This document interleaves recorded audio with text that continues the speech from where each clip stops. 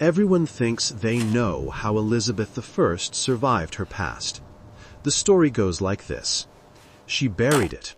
She buried her bastard status. She buried the scandal of her mother. She buried Anne Boleyn. We're told that Elizabeth, the great virgin queen, distanced herself from the woman executed as a traitor and adulteress, that she built her image on her father's legacy, on Protestant triumph, on the Gloriana myth, and left her disgraced mother rotting in the tower's shadow. But what if that's not true? What if the greatest queen in English history carried her mother with her, not in words, but in secrets? What if the woman famous for icy self-control kept, pressed against her skin, a tiny object that told a completely different story? A story of loyalty, memory, and grief she never dared speak aloud. Because hidden in plain sight is one of the most haunting artifacts of Elizabeth's reign, a small gold ring, now known as the Chequers ring, that Elizabeth wore for years. On the outside, it's exactly what you'd expect a queen to wear: jewels, enamel, royal symbols. An object that screams power to anyone who sees it. Tudor roses, royal arms, intricate work that says, "I belong to a monarch." But inside that ring, under a hinged lid so small you could miss it with a blink, are two tiny painted faces. One is Elizabeth herself. The other, a younger woman, dark-haired, elegant, widely believed to be Anne Boleyn. A mother and a daughter locked together in a secret portrait that only Elizabeth could see. Today, on Hidden Crowns, we're going to open that ring and the wound it represents. Did Elizabeth I really erase Anne Boleyn from her life? Or did she choose a different kind of remembrance, one so private she carried it to the grave? Why did she hide her mother's image inside jewelry instead of on palace walls? What other symbols did she quietly use to keep Anne's memory alive? And what does that tell us about a queen trapped between filial love and political survival? By the end of this story, you may never look at Elizabeth I as the cold, motherless queen again, but as a daughter who built a whole country while quietly mourning the woman who died to bring her into it. Before we begin, remember to like this video and subscribe to Hidden Crowns, because some of history's deepest scars are carved into objects the world barely noticed. Elizabeth I was born in 1533, the much-hoped-for son who turned out to be a girl. Her mother, Anne Boleyn, had fought and schemed and charmed an entire kingdom into chaos just to become queen. Anne had replaced Catherine of Aragon, the devout Spanish queen who had held the role for over 20 years. To do that, she'd helped Henry VIII tear apart his marriage, defy the Pope, break England from Rome, and build a whole new church, all for the promise that she would give him a son. For 3 short years, Anne was Henry VIII's blazing star. Her falcon badge, crowned and holding a scepter, was carved into palace walls. Her initial, A, was entwined with Henry's H on ceilings, tapestries, and furniture. She was everywhere, visible proof of a new order. Then, in May 1536, the sky fell. Anne was charged with treason, adultery, and even incest, tried in a court of men who had already decided her fate, and beheaded within the walls of the Tower of London. Elizabeth was not yet 3. Within days, Parliament declared her illegitimate. Her mother's marriage was wiped from the record. Anne's portraits were taken down. Her badges, the falcon, the crowned initial A, were chipped from stone and scraped from wood. Servants were ordered to forget. Chaplains stopped praying for Our Sovereign Lady Queen Anne. Courtiers learned to say the Lady Anne instead. The woman who had been at the center of everything was suddenly a ghost no one was allowed to name. Overnight, Elizabeth went from the king's beloved heir to the inconvenient bastard daughter of a dead traitor. Imagine that imprint on a child. You grow up in royal houses, but you're not quite royal. You eat at tables laid with silver and linen, but you know your place can vanish with a single signature. Your father has had your mother killed. Everyone around you has learned the lesson. Don't say Anne Boleyn's name. You're moved from household to household, from Hatfield to different residences, your allowance rising and falling depending on how angry your father is with whoever currently reminds him of the past. Is it any wonder that as an adult queen, Elizabeth almost never spoke publicly about her mother at all? On the surface, it looks like denial, political amnesia, a woman stepping over the blood on the floor to sit on the throne in a spotless dress. Historians have long pointed out that Elizabeth rarely, if ever, mentioned Anne by name in official documents. She did not issue a grand proclamation proclaiming Anne Boleyn was innocent. She did not rehabilitate her in Parliament. She did not commission great state portraits of her to hang alongside Henry's in the galleries of Whitehall. She did not order grand ceremonies in her honor. To many, that looks like abandonment. Confirmation that Elizabeth chose Henry over Anne, the state over her own blood. But here's the problem. That theory ignores the world she lived in. Think about it. How safe was it, as a queen whose claim to the throne was already contested, to publicly glorify a woman still remembered by many as a witch, a whore, a usurper? Mary, Elizabeth's older half-sister, had spent her entire reign insisting that Anne Boleyn was never really a queen at all. For Mary, Catherine of Aragon was the only true wife of Henry VIII, and anyone who said otherwise was not just wrong, but blasphemous. Catholics across Europe believed Elizabeth herself was the product of an incestuous, illegal union. To them, she wasn't a rightful queen. She was living evidence of sin. If Elizabeth had stood up and declared, "Yes, Anne was my true mother, her marriage valid, her execution a monstrous crime," what would she have been doing? She would have been calling her own father a murderer, calling previous legal judgments lies, inviting every enemy in Europe to shout, "So if your father was wrong then, why should we trust the laws that put you on the throne?" She could not afford that. So publicly, she wrapped herself in the image of lawful Tudor kingship. She spoke of her father with respect.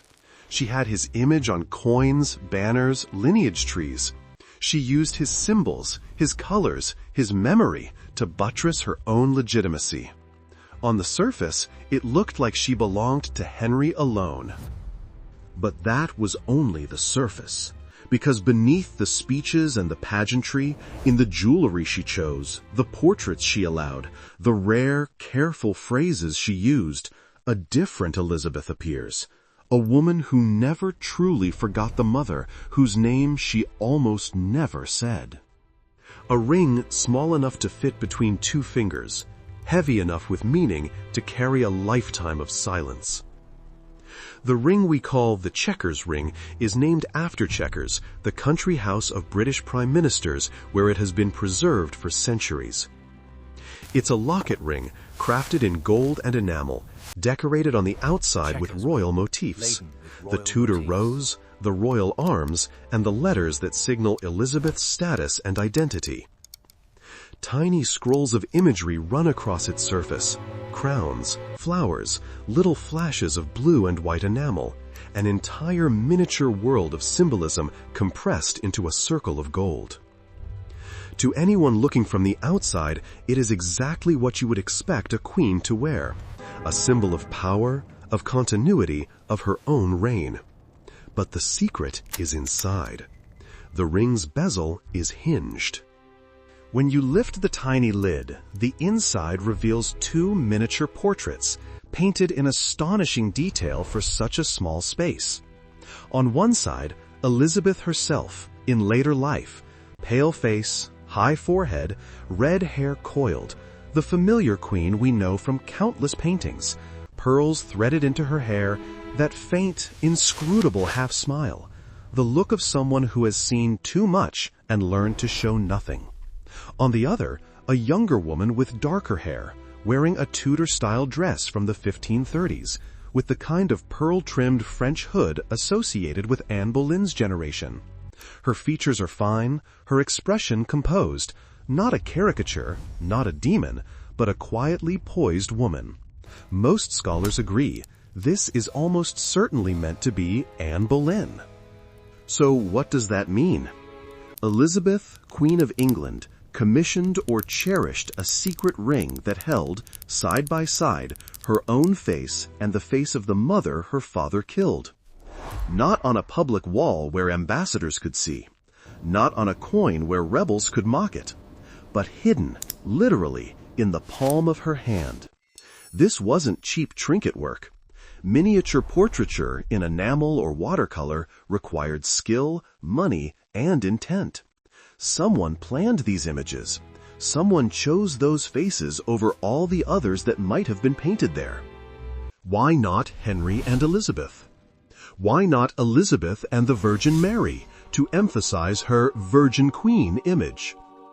Why not Elizabeth alone, twice, youth and age? Why a two-part portrait that joined her image to a woman whose memory was still dangerous? Ask yourself, would a queen who truly wanted to erase her mother carry her likeness pressed against her skin? Would she risk anyone discovering it if Anne meant nothing to her? Or is this ring, more than any speech, the real confession Elizabeth never made in words? I am my father's heir, but I am my mother's daughter. Think about how she might have used it. Sitting in council, arguing with old men who had served Henry, men who had whispered against Anne, men who had watched her go to her death and then gone home to supper as if nothing had happened. Her hand rests on the table. The ring gleams in the candlelight. They see only gold and enamel. Only she knows that inside it, the woman they destroyed is looking back at them from her finger. Think of her alone in her chamber after a long day, facing yet another rebellion, another suitor to reject, another sermon about obedience or marriage, another desperate petition from subjects begging for mercy. She twists the ring, opens it, sees two faces, the queen she has become and the queen who never got the chance. Is the second a warning? A reminder of what happens to queens who trust too much? Is it a comfort? Proof that Anne is not entirely gone as long as Elizabeth remembers? Both? We will never know for certain. But we know this. Elizabeth chose to link those images. She chose to keep that link secret. And she chose to keep the ring with her until the end. When she died in 1603, the ring was found among her possessions, a private object, never paraded in public, never surrendered as some passing fashion. She carried that double portrait to her grave. The ring wasn't the only sign that Elizabeth kept Anne alive in her own way. For a queen who almost never said the word mother, Elizabeth sprinkled her reign with small, almost deniable echoes of Anne Boleyn's presence. Let's start with something simple, initials. Anne Boleyn's most famous symbol was the letter B, on her necklace, on her badges, on her jewels. The famous B pendant still haunts paintings of her, pearls hanging from it like drops of solidified light. But Anne's name, Anne, left another obvious mark, the letter A. Elizabeth, as queen, had access to all the jewels that survived from Henry's earlier wives. We know she repurposed some of them, resetting stones into new pieces, incorporating old symbols into her own. Among the portraits and miniatures associated with Elizabeth, there are images showing her wearing letters and pendants that have sparked debate. Some art historians believe that at least one of her pendants, a bold letter A, may have originally belonged to Anne Boleyn, altered or reclaimed for Elizabeth's use. Can we prove it beyond all doubt? No. Miniature portrait evidence is always slippery. Jewels are reused, reset, repainted. but the symbolism is rich. Elizabeth built her public brand around being Elizabeth R., Elizabeth Regina, the solitary sovereign. Yet in private pieces she controlled, we see hints of another story. Subtle letters, specific jewelry choices, images that suggest she carried more of Anne than the official record admits. And then there are her words. Elizabeth rarely referenced her mother outright, but on a few rare occasions she pushed the edge of what was safe. When challenged about her legitimacy, she reminded people that she was the daughter of King Henry VIII, leaning hard on the safe parent, the unassailable king. But in other contexts, later writers and chroniclers claimed she could be heard saying things like, "We both have suffered much, my mother and I." Are these quotes exact, or memories polished by time? It's hard to say. But even the existence of such stories tells us something. People close to Elizabeth believed she felt a bond with Anne, and that she sometimes, cautiously, let that bond speak. Look, too, at her political choices. Who did she favor?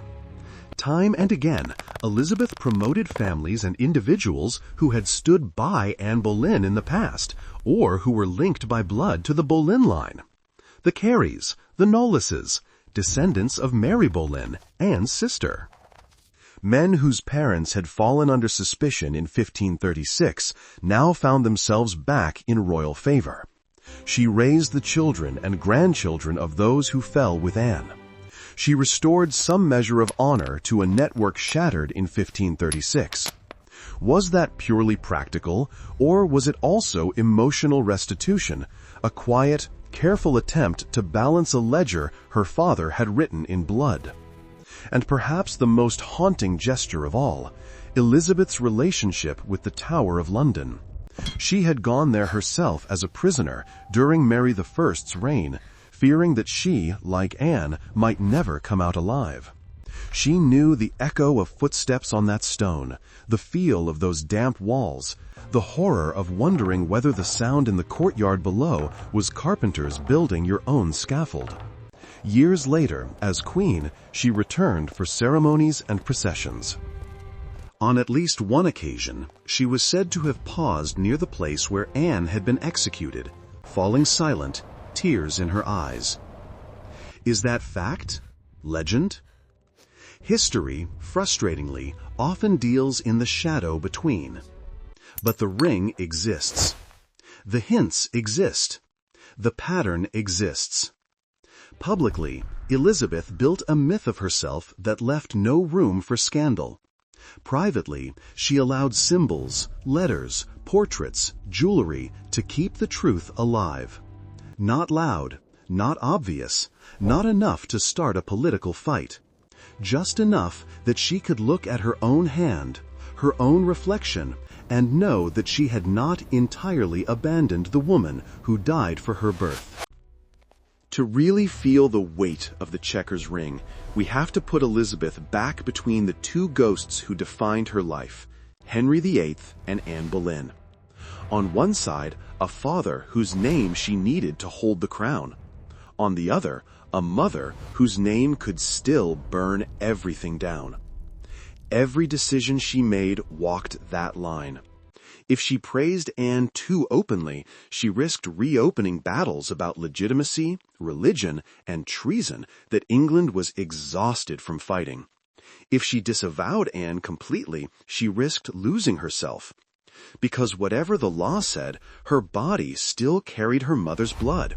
Her mind still carried her mother's story. So what did she do? She created two Elizabeths. The first was public, the Virgin Queen, God's anointed, daughter of Henry, defender of the faith, the woman married to her kingdom instead to a man. That Elizabeth did not weep for her mother in public. She did not stage confessions. She did not play the tragic orphan. She stood alone. The second Elizabeth was private. The woman who had once been a little girl whisked away from her mother's rooms and told, very quietly, that she would never see those rooms again. That Elizabeth might open a ring and see Anne looking back at her. She might touch a pendant shaped like an A and think of a French hooded figure standing on a scaffold in May sunlight.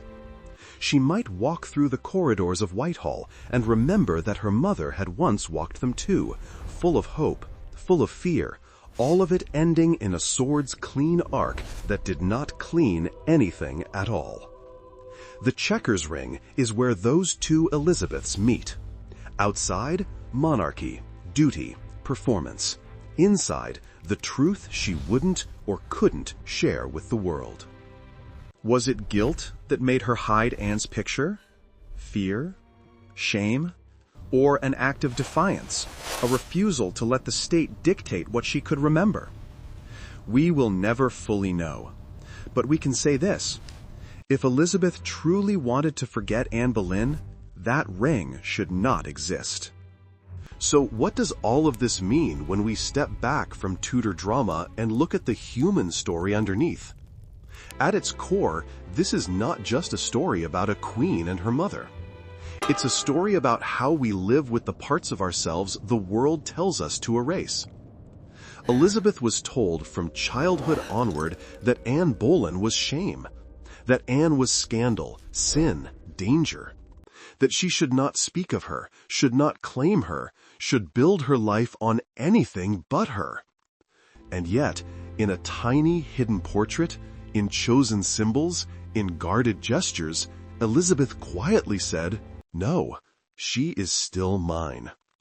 She could not rewrite the law. She could not resurrect Anne's body. She could not undo the trial. But she could decide who she carried in her heart and on her hand. The Chequers ring shows us a queen who knew that love and survival don't always move in the same direction, and who tried, in her own strange way, to walk both paths at once. It also forces us to question how we judge historical silence. We are so quick to say, she never mentioned her mother, she must not have cared. But what if the silence was not indifference, but armor? What if the lack of speeches hid a storm of feeling that could only be safely expressed in a secret ring, a private tear, a favor shown to a cousin of the Boleyn bloodline? So let's go back to the myth. Did Elizabeth I erase Anne Boleyn from her life? Or did she choose to remember her in the only way she could, through symbols, secrets, and one ring she never truly let go of? If you were Elizabeth, your mother executed, your father a king who could kill on a whim, your entire country watching your every move, how would you honor the woman who gave you life? Would you say her name in every speech, risking your throne? Would you pass laws in her honor, knowing your enemies would pounce? Or would you hide her in a ring, knowing that every time you closed your hand, you were holding her too? Do you think Elizabeth's secrecy was cowardice or courage of a different kind? Tell me in the comments what you think. Did the Chequers ring prove that Elizabeth I never forgot Anne Boleyn? Or are we reading too much into one tiny piece of gold? And if this story changed the way you see Elizabeth, Anne, and the entire Tudor legend, don't forget to like this video and subscribe to Hidden Crowns. Because this is only one of many hidden objects that carry the secrets of monarchs. And next time, we'll open another locked box, turn another ring, and see what truths fall out that history tried to keep shut. This is Hidden Crowns, where history's quietest voices finally speak.